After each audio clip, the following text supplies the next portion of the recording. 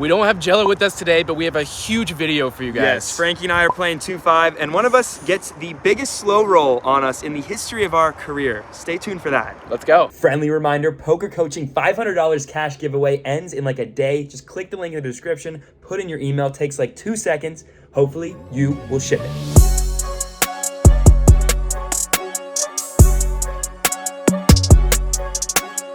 Welcome to our 2-5 game. Let me set the scene. I'm in the very back corner, table with 750 in my stack. Hijack looks like the whale at the table. He's limping everything. He limps here in the hijack. I'm on the button with king 9 of clubs. I put an isolation raise in to $25. We see a big blind call and hijack calls. So we're not isolating, but we are in position of both players. Flop comes king 2-5 rainbow. A big blind checks and hijack leads out for $45. I make the call and the big blind player folds. Turn is E10, completing the rainbow, so there's no flush draws available. Hijack player sizes up now to $125. After analyzing here, I like a fold. I'm at the very bottom of my king ranges, and like I said, it's a dry board, so there aren't many draws he can have either. However, I'm curious in the moment. I put in the call, and the river is the 8 of diamonds. Hijack player puts out the same bet, 125 again, and now I'm getting such good pot odds to make a call. I'm curious, like I said, so I put in the call, and he flips over 5-2 offsuit. Let's punish him for that range and get back at it next hand. Here we go. It is nice to just be able to start at 2-5 with a nice stack size 750 without having to work my way up from $60. That was really fun. This will be fun too. We've got ace 8 of spades in the first hand. We post $7 in the blind because we came in at a weird spot. The low jack limps for $5. I bump it up to 20. He makes the call. Off to a flop heads up, which comes ace queen jack all hearts. We have just a marginal top pair on this board, so I opt for a check and he checks it back. The turn is the ace of clubs. We pick up trips and it's now time to bet to charge 1 heart holdings. Other draws, I bet 75% pot, $30. He makes the call and we're off to a river, which is the 6 of hearts. It's the 4th heart. Unfortunate. I check and he bets 60. It's a tough spot. This bet is screaming a flush. We can't really beat anything but a stone cold bluff. So I fold trip aces. It hurts my heart to say that, but it's on to the next one. All right, buckle up for this one. We got pocket jacks under the gun +1. Need to catch you guys up. I started recording a little bit late, so we've seen under the gun open to $15. This was a tight older gentleman, had not seen him open all day, and now he's opening to 3x under the gun. So I decided to get a little sneaky here and under rep my hand. Hopefully I will get squeezed by one of the active players and then drop the hammer on them, or I play a non-bloated pot under repped versus the undergun raiser. So I just call the $15. Now for the record, I would totally 3-bet here almost all of the time. This time I go for the flat. 3 others call, and sure enough, the big blind 3-bets to $75. A fairly active player. He's talked about playing on the PLO bomb pot tables earlier. Under the gun folds angrily and it's on me. Let's go. I 4-bet his weak squeeze attempt to $225. My first ever call 4-bet pre-flop line in my entire career. Don't try this at home, or maybe do. It's kind of fun. And only the big blind calls. So we're off to a flop, over 500 in the middle, and it comes king deuce 5 rainbow. Hating to see a card higher than our jacks, but when he checks, we are going to keep the aggression, go for the c-bet. It hits our range. I make it 175 as I would with my entire range here, and he snap goes all in for 525. This is a 6 spot. The board is so dry. I have a ton of king X in my range, so a bluff would not make much sense from him here on this board. We're getting a decent price, but I'm buying what he's selling, and I painfully fold. He was a nice guy, showing his cards frequently all night, as you'll see in later hands, and he told me that he did in fact have a king here. I still like the play in hindsight. Let's keep our heads up and make this money back. When you're at action tables like this, you want good hands, and this one is the best one. In the small blind with pocket aces, 1,000 in the stack, and the cutoff opens to $20. He's a good rake from out of town. I put in a 3-bet on the smaller size to $75. Could go bigger. and cutoff makes the call. Heads up to a flop, which comes king, queen, 3, 2 hearts. I put out a continuation bet of $100, and again, the cutoff player makes the call. The turn is where things get dicey. It comes the king of hearts. My hand wants to check, and I like a check here to keep the pot down, but I don't want to give up the betting lead and face 2 huge bets. So I decide to put out a feeler bet for $150. If I get raised, definitely gonna fold. We don't have the ace of hearts going for us. And honestly, good news, he makes the fold. So we win a pretty small pot, but it's nice scooping in chips our way. Here we have the beautiful ace 10 of diamonds under the gun +2. We see a limp from under the gun. I make it 25 to go. Middle position, the big blind, and the limper call. So we're off 4 ways to a flop, which comes king, queen, 4, rainbow, no diamond. We've got just an over and a gut shot. When it checks to me, I'm gonna check here multi-way, and it does check around. The turn is the 6 of clubs. Doesn't change much, doesn't help me. And under the gun leads for 60. I'm not getting the odds to chase my gutter and over. I fold, and it folds around. The very next hand, we get ace 10 suited again, this time in the spades variety. Under the gun +1, I open to 20. Middle position calls, and small blind, 3 bets to 125. This was a regular at Texas Card House. Not sure if he's a pro or not, but I definitely felt that he was one of the stronger players at the table. We have a relatively weak ace, which comes with bad reverse implied odds should we go to the flop. I'd prefer to tango with the recreational players at this table, so I fold and wait for a better spot. Middle position does fold as well, and this guy wins. Here we've got the Jello special, 8-9 suited in the clubs variety, this time on the button. The hijack limps, that won't do. I make it 25 and only he calls. Off to a flop, which comes king 8 deuce with 2 spades. He checks, and I'm going to protect my middle pair here versus this player type. I c-bet $25 and he calls. The turn is not good. It's the ace of spades. He checks. Front door spades arrive right away along with an overcard. I check it back. The river is the ace of diamonds, and he now leads for 75. He is an active player, but I don't feel that this run out warrants a hero call. I make the fold, and he shows us and the camera 7-5 of spades for the turn flush. We bet when we were ahead, checked, and then folded when behind. The session is off to a tough start, but hopefully we can turn it around. Next hand for us, we are on the button with 2 cowboys, pocket kings. That low jack good player opens for $20. The cutoff, the looser player makes the call, and I put in a raise to $80, hoping they both come in, but just the low jack player makes the call. Unfortunately, the cutoff folds. Going heads up to a flop, which comes 7, 9, 10, all diamonds. Checks to me, and this is not the board I love to see. I think a bet's fine, but I decide to check this time. The turn is the 6 of diamonds, giving us the second best flush possible. He checks to me, and I'm in a little mind game because I haven't checked my cards if I have a diamond yet, and I think it'll look weak if I check, but come on, Frankie, just look at your cards and see if you got the flush. I check this one back, which is a mistake. I should be going for 2 streets of value here. The river comes the ace of clubs, and the cutoff now leads out for $75. I put in a raise, trying to get a little bit more value from him. I make it $200 to go, and we make the low jack player go deep into the tank. Hoping for a call after him waiting a full 2 minutes, but he puts in the fold, so take down another small pot. Still nice to see things going our direction. All right, let's turn it around. We got jacks again in the cutoff this time. We've opened to $20, and the small blind has 3-bet us to 70. Now, little tidbit, this was a very nice gentleman, but this is the 4th time he's 3-bet us today, and I'm tired of it. We've got a great 4-bet candidate versus small blind 3-bet anyways, so let's just go for it. I make it $175, but he does make the call. Off to a flop, which comes king 7-4, all spades. He checks. I'm going to be very honest with you guys. I'm actually not sure whether to c-bet or not in the moment. In hindsight, I think we can c-bet here and deny a lot of equity that is able to be had on a board like this. I, however, in the moment, do not like the board, and I check it back. The turn is the 5 of clubs, and he now leads for 150. This is another issue with not c-betting the flop. It's tough to know where we're at when he bets here. If we c-bet the flop and he calls, we would likely get a free river.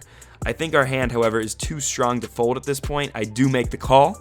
We're off to a river, pretty big pot, hoping for a clean one. It's the queen of clubs, and he checks. I'm happy to get to showdown here. Obviously don't like seeing a card higher than our jacks again. I check it back, and he shows ace queen with the ace of spades. We get rivered here. I am happy with my turn call, however, because we were ahead on this dynamic board. Poker is very hard. All right, here we go. We've got the Cowboys in the low jack. Let's turn it around. I opened to $20, the cutoff calls, the button calls, the small blind calls. 4 ways to a flop of deuce 3-4 rainbow. It checks to me, I bet $50 over half the pot and only the cutoff calls.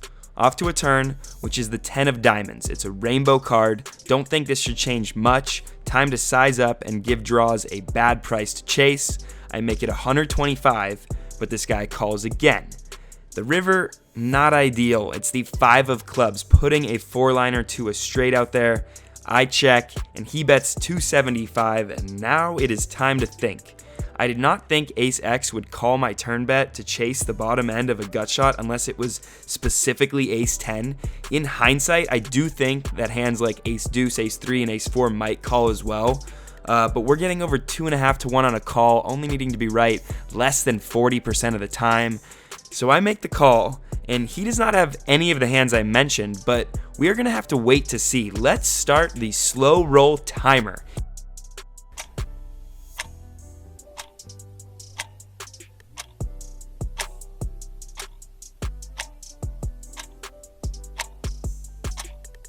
And he finally shows Ace 6 offsuit. He was staring me down, so I guess there's a chance that he didn't see me call. I don't know. Bottom line, that was really painful. I totally thought I was good as it took him 10 seconds to show.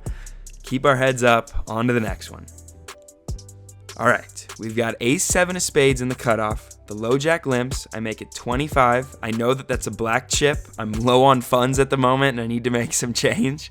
The bet is indeed $25, and the small blind, my nemesis from this past king's hand, makes the call. Heads up to a flop of queen, queen 5, rainbow with a spade, and he donks 30 into me. I don't think this makes sense. Donks usually represent strength, but knowing what this guy is capable of having, I make the call. The turn is good. It's the 7 of hearts, and he bets $35. This is a great turn for us as we do pick up a pair. Now we have a solid call. Off to a river, which is the 9 of hearts. It's now the 3rd heart, completes the backdoor flush draw. Not a great card as it's higher than our 9, and the open-ended straight gets here as well, along with the backdoor flush. However, he checks, we happily check back, and he just throws his cards into the muck, so we don't even need to show, and we finally scoop a pot. Now let's turn this thing around actually. Again, I'm gonna have to set the scene. There are a lot of live tells that go on, so our editor Naka is gonna play them all for you. +1 calls 5, cutoff raises to 30, the small blind player calls 30, and listen to what he says. That's my better judgment. These 2 cards are the nuts. Okay, I look down at Ace Jack offsuit in the big blind, and I want to put in a squeeze here against what should be some pretty loose ranges. And again, I'm gonna put that cutoff player in a tough spot with a 3-bet. I make it 130 to go. Under the gun folds. Cutoff folds, and the small blind player makes the call. And then he says this. I want to be internet famous, so I'm going to call. Let's go. Let's go. Everyone loves the let's go lines. Flop comes 6, 5, 8, 2 spades, checks to me, and I want to deny equity against all the 2 random cards he can have. Although I hate this bet on a board I normally would check. I put out a tiny bet of $80. The small blind player calls, and he talks again. It's a small price to pay to be famous. Yes, sir, you are going to be famous today. The turn comes the 5 of clubs. Now there's 2 clubs and 2 spades. He checks to me, I check it back. The river is the king of diamonds, a great card for me. And listen in one more time. I'll check. You got me. He says that I got him, but my hand is not good enough to win, so I either can check it back here or go for the Hail Mary, and I decide to go for the deep pass. I make it $300 US to go. I think you rivered me, but I'm gonna give it to you. Just a pair, you got me. Ace king. Oh yes! Philip. Thanks. The Hail Mary was intercepted, but I'm glad I got Philip on the vlog. Great call, my man. We lose to 6-4 offsuit, which hurts the bank, but it does make me feel good, putting a smile on his face. Now we are in the hole. All right, let's keep the momentum going our way. We've got pocket queens here in the big blind. Under the gun makes it 20. Under the gun +1 calls, the button calls, and the small blind calls. Slam dunk 3-bet coming these guys' way. I make it 150, and only my nemesis calls in under the gun +1. We're heads up to a flop. It comes 10-8-7 with 2 diamonds. This is a super dynamic board that honestly probably favors his range over mine, but we've seen this guy play. We're gonna funnel money into this pot. I make it 150 and he calls.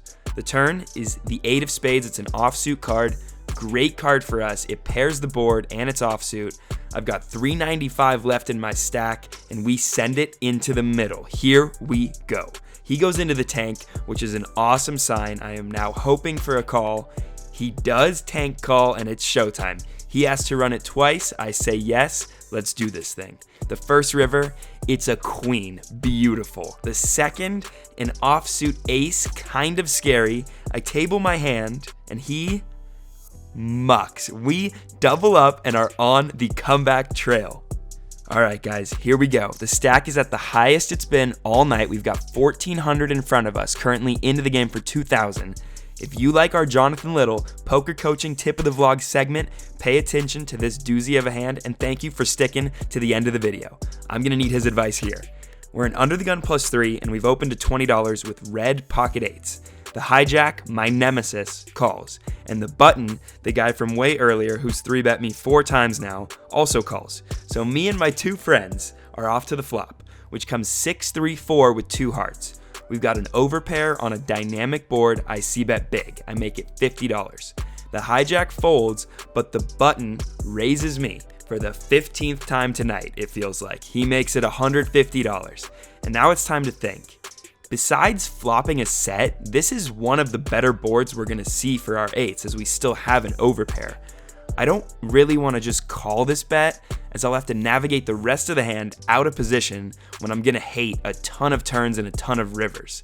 This leads me to wanna put in a raise right now and put the pressure on with my vulnerable hand. That's what I do. I go for the flop 3-bet to $350. My opponent thinks for a little and rips it all in for 880 effective. That is not what we wanted to see. I make the fold, losing $350 in what feels like 3 seconds. He was a super nice guy, told me after the session that he did flop a set with pocket 3s. Jonathan, what should I have done facing this flop raise to 150? Thanks, man. I think you will find in a lot of small stakes games against the most weak, tight, straightforward players, your idea of re-raising the flop is pretty good because you're going to get perfect information. But as your opponents play better and better and will start ripping it all in with draws some portion of the time, this is not going to work out so well. So if I was playing against someone who is a very good player in the spot, I would have bet smaller, called a raise that would have been smaller, gone to the turn. Sometimes you get good turns, sometimes you get bad turns, but you don't get blown off your hand all that often, and that's very often what you're trying to do whenever you have a hand that has pretty good showdown value. We're coming over to a new table, +2, post his blinds for $7, and there's a cutoff raise to 20. I'm on the button with 8-10 of spades. This is the action player that Rosie has gotten into some big pots with, so I want to isolate raise him. I 3-bet to $60, which I know seems a little loose, but I don't want to just get all the other blinds and under the gun player in with their bad hands, and I'm on the button, so that's warranting a raise. And then we see the cutoff player put in a 4-bet to $120. It's a pretty small bet. I'm trying to see if I could call, so I count my chips out. I have 1,000 more in my stack, so I do decide I can make a call, try to see a flop in position, and the flop comes 8-8-2. We flop trips in a 4-bet pot when we're never supposed to have an 8 here. The cutoff player checks to me and I put out a bet of $150. And boys, the good news is not in there. The cutoff player is reaching for chips and he's putting in more than 150. He raises me to 300. The second time he has min raised me this hand. I'm thinking he has to have a pocket pair here. And with 960 total in my stack, I decide to put his pocket pair to the test. I don't want to see any more overcards come out to scare him. All in. He is deliberating back and forth, asking me if I've got pocket 9s. I'm still as a statue, begging for a call. And being down in this session, I really wanted a call. And that's what we get. He puts in the call and immediately flips over pocket 10s. I show my 8-10 of spades and we are going to a run out. turn, and River brings no 10. He was dead to 1 out, and we win. A huge pot, $2,100 heading our way, getting me way out of the hole. Wow, wow, wow. What a lucky spot after calling a 4-bet with 8-10 of spades, the dream. Leave a like. Poker's hard. I'm definitely excited to review these hands. I was into the game for 2,000, my highest ever, out for 1030. Yeah, excited to look through that footage. Myself got a little comeback in for 15, out for plus 850. So do the math on that one, and yeah, we're stoked. All right. Make sure to leave a like for that one. Subscribe. Comment. Peace. Peace.